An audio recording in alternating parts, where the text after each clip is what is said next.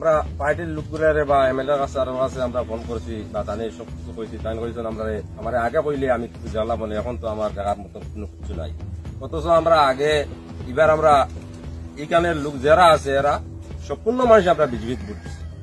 আমরা forest department থেকেও আপনার কাছে বিজেপিত ভোট দেওয়া লাগে আদেশ আইছে, পার্টি লেভেল থেকেও আদেশ আইছে, এমএলএ স্যারও আপনারা কইছেন ভোট দেওয়া লাগে। আমরা এখানের মানুষে সাবিয়া ভোট দিছে, টোটাল ভোট অন্য কোনো দিকেও গেছে না। সব ভোট দেওয়ার পরে আমরা সময় ভোট নেওয়ার সময় আমরা এই ধরনের একটা সুরক্ষা দিচ্ছেন যে তোমাদের বিপদে আপদে আমরা পার্টি লেভেল থেকে সারা আমরা তোমাদের পক্ষে আছি, লগে আছি, যেটাও লাগবে যে সময় হয়েছে। কিন্তু এখন আমরা এই মুহূর্তে গিয়া কোনো কিছু তো বেশি কিছু আমরা পাইছি না, যেরকমের আমরা লগে প্রতিশ্রুতি দেন করছিলাম এরকমের কোনো কিছু আমরা দলটাকে পাইছি। বিজেপিতে ভোট দিয়েও কোনো লাভ হল না। ভুতুছড়া এলাকার সংখ্যালঘুদের খাস মাটি থেকে উচ্ছেদের নামে বেছে বেছে ভেঙে ফেলা হলো 4টি ঘর, বাদ যায়নি গাছপালাও। খবর নিতে ছুটে গেলেন দুর্লভছড়া ইমাম কমিটির সদস্যরা, জানালেন উচ্ছেদিতদের পুনর্বাসনের দাবি। লোকসভা নির্বাচনের মাত্র 3 মাসের মাথায় অসমের করিমগঞ্জ জেলার রাতাবাড়িতে শুরু হয়ে গেল উচ্ছেদ অভিযান।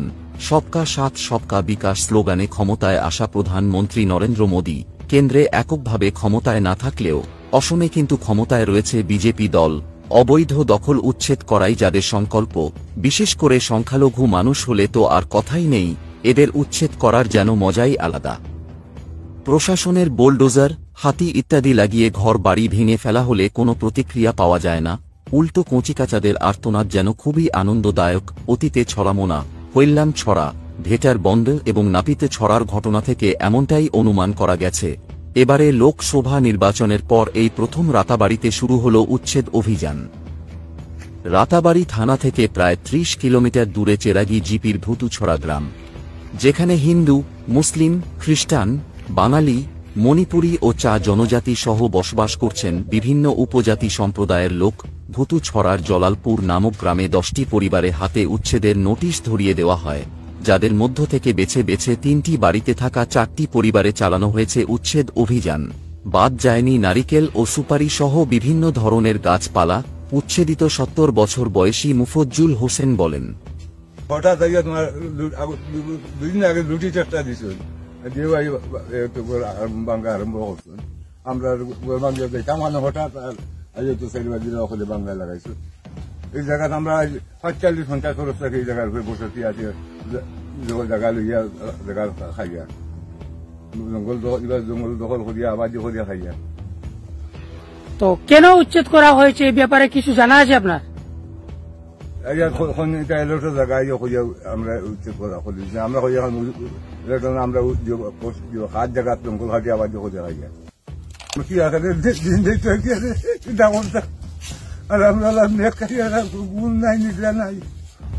শামসুল হক জানান, 20 তারিখ নোটিশও দেখছি আমরা, 20 তারিখ নোটিশটা ইস্যু করছে, আর 21 তারিখ আনি দিছে, আর আপনার 29 তারিখ আইয়াও তারা মানে পাবলিক লইয়া আইয়া বাড়ি উচ্ছেদ আরম্ভ করছে। বাড়ি উচ্ছেদ হইয়া দেখছে কাভার করতে পারেন না, এসে আত্মীয় আনাইছে, আত্মীয় আনাইয়া বাড়ি দিয়ে হচ্ছে। এর বাদে গিয়ে আমার বাড়ি ফরেস্ট ডিপার্টমেন্টের পাবলিক আর বিএসএফও আসা লোকে, আর্মিও, গ্রামের মানুষ হাসিয়া এবং দেশওয়ালি মুসলিমও আছে, মুসলিম ভিলেজার আছে না, তারাও আনছে। বৃদ্ধ সিরাজ উদ্দিন বলেন, আমার নাম সিরাজ উদ্দিন, আমি এই জায়গাটা কিনিয়া বলছি আজ 50 বছর হয়ে গেছি। আমি আমার মালিকে কোনো এখনো আমার কোনো ক্ষতি করছে না। হেডম্যান এই গ্রামের হেডম্যানে আমরা এই সংক্রান্ত করিয়া আনিয়া আমরা এই বিভস্তগ্রস্ত করা নিল আইছে। আর আমার বাচ্চা কাচ্চা আমার শুরুর মাটি কোনো জায়গাটা নাই, ও মাটি ছাড়া। আর আমি যে বিশ্বকালের ভাড়া মারতাম বলে আমার কোনো সম্বল নাই। আর আমি রোগী মানুষ, টিবি রোগী মানুষ, আমারও 8 বার হবত নাই, 18 হইতাম এও হবত আমার নাই। শামসুল হক বলেন, হেডম্যান কুমার হিন্দুস্তানের হেডম্যান ফরেস্টার লইয়া আইয়া আমার বাড়ি হঠাৎ আক্রমণ করিয়া বাড়ি ঘর ভাঙ্গিয়া তুরমার করে বেড়াই দিল। আমরা যাইতাম কই রবিবার জায়গা নাই, রবিবারও জায়গা নাই, খাইবারও কোনো ব্যবস্থা নাই। আমরা কিলা চলতাম, কিলা খাইতাম, মরুতা মরুতা স্কুলে যাইবার কোনো লাইন নাই, যাইতে পারেন না, আমরা বাড়ি ঘর নাই, যাইতে আন থাকি। এছাড়া রাবিয়া খাতুন, জমিলা বেগম, খসরুন নেছা এবং শরীফা বেগম নিজেদের করুণ অবস্থার কথা সংবাদ মাধ্যমের কাছে তুলে ধরেন। খালিদ আহমেদ ও সুয়েল আহমেদ প্রমুখ পড়ুয়ারা জানান রাতে বৃষ্টির সময় তারা ছাতা মাথায় দিয়ে রাত অতিবাহিত করেন। উচ্ছেদিতদের খবর নিতে আসেন দুর্লভ ছড়া ব্লক ইমাম কমিটির সদস্যরা, যাদের মধ্যে সভাপতি মুফতি আব্দুল হালিম বলেন, আমরা পরিদর্শন করা চাইছি যে এরা কিরকম চলেন বা কিরকম থাকের ওইগুলা দেখা চাইছি আমরা। এখন আমি শুধু চাইমো কথা সরকারের কাছে আমার বিনম্র অনুরোধ থাকবো এইগুলো মানুষরে যাহাতে সুন্দর সুবিধা দিয়া এরারে বাঁচার একটা উপায় ব্যবস্থা করিয়া এরারে বাঁচার বা বাচ্চা কাচ্চা যারা আসয় এরারে তারা ভবিষ্যৎ সুন্দর করে দেওয়ার লাগে আমি ওখানে অনুরোধ করব। সহ সম্পাদক সালেহ আহমেদ বলেন, আমার নাম সালেহ আহমদ, আমি ব্লক ইমাম কমিটির অ্যাসিস্ট্যান্ট সেক্রেটারি। আমি আজকে আমার সহকর্মী বাইকল লইয়া সব এখানে আইছি। এই যে বুতুছড়া এলাকার মধ্যে কিছু ঘর ভাঙচুর করা হয়েছে শুনিয়া, আর এখানে দেখি বাস্তবে ভাঙচুর করা হয়েছে। আর যে সময় শুনছে শুনিয়াও অনেক দুঃখ লাগছে, আর আজকে দেখে তো বাস্তবে দুঃখ লাগে। আমি একটা অনুরোধ লাস্ট ফিনিশিং মানে আর ওটা অনুরোধ করতে চাই আর মাননীয় এমপি মহোদয়ের কাছে এবং মাননীয় এমএলএ সাহেবের কাছে এটাই অনুরোধ করি আর যাতে যারা ঘর ভাঙ্গ হয়েছে আবার পুনরাবৃত্তি করিয়া দেওয়ার জন্য, আবার ওই জায়গায় বাসস্থান করিয়া দেওয়ার জন্য ওইটাই অনুরোধ রাখছি। মৌলানা সালিমুল হক বলেন, আমার নাম সালিমুল হক। আপনি তো বিস্তারিত শুনেছেন ওই বাড়ির মালিক এবং পার্শ্ববর্তী বাড়ির মালিক ওই দুই মুরব্বীর কাছ থেকে, তো কিভাবে ভাঙচুর করা হয়েছে এটা বিস্তারিত শুনেছেন। তো এই ব্যাপারে আমরা এসেছি ওনাদের তারা কিভাবে খাচ্ছেন, কোথায় থাকছেন এটা দেখার জন্য এসেছি। তো এসে দেখলাম ওনাদের বাড়িঘর তো একদম সব চূর্ণ বিচূর্ণ করা হয়েছে। সাথে আরো একটি বিষয় আমরা দেখলাম, ঘুরে আশপাশে চতুর্দিকে দেখলাম যে বৃক্ষগুলো আমরা দেখলাম সুপারির বাগান, নারিকেলের বাগান, আরো বিভিন্ন জাতীয় বাগান চতুর্দিকে আছে, সবগুলো একদম কেটে শেষ করে দেওয়া হয়েছে। তো মানুষকে যখন উচ্ছেদ করা হয় তখন তো মানুষের ঘর বাড়ি আচ্ছা ভাঙচুর করা হয়েছে। মানুষের যদি সরকারি কোনো ফর্মালিটি মেনটেন করতে উচ্ছেদ করতেই হয়, এরকম যদি কিছু হয় তাহলে বৃক্ষ যদি আমার মনে করে না, এটা আমি বুঝতে পারছি না এটা কোন আইনে এটা তারা কাটাকাটি করলো, মানে একদম শেষ করে দিচ্ছে, একদম সব শেষ চতুর্দিকে।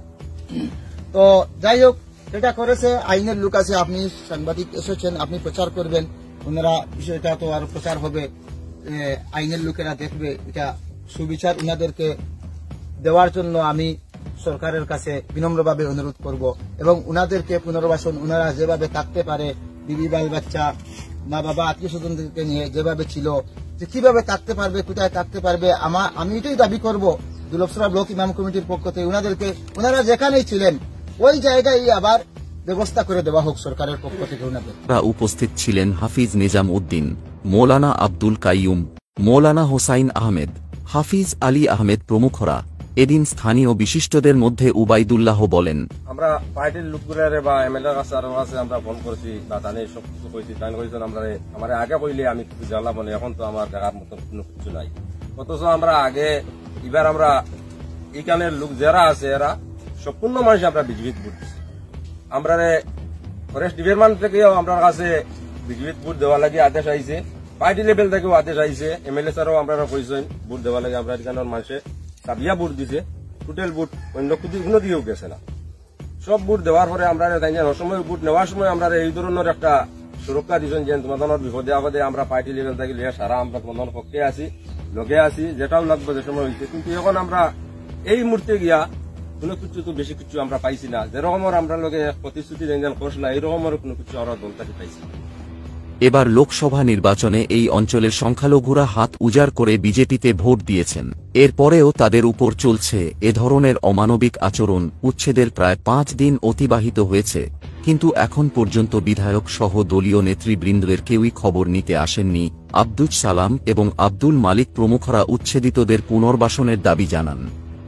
অবশ্য জানি যে নোটিশ দ্বারা যেটা আমরা খবর পাইছি এটা যে কইছেন তারা যে বলপুরপকেরা বসবাস করিয়া জোর জবরদস্তি হিসাবে দখল করে খাইতে আইতা তারা রেলেটর মাটি ওখান নোটিশ দ্বারা পাওয়া গেছে আর এরা তো তারা এটা তো জায়গা বন্ধ বা সাপ বিকি এলা ওই রকম রাখিয়ে তারা কেন বান নিয়েছে বা বইছে তারাও বইছে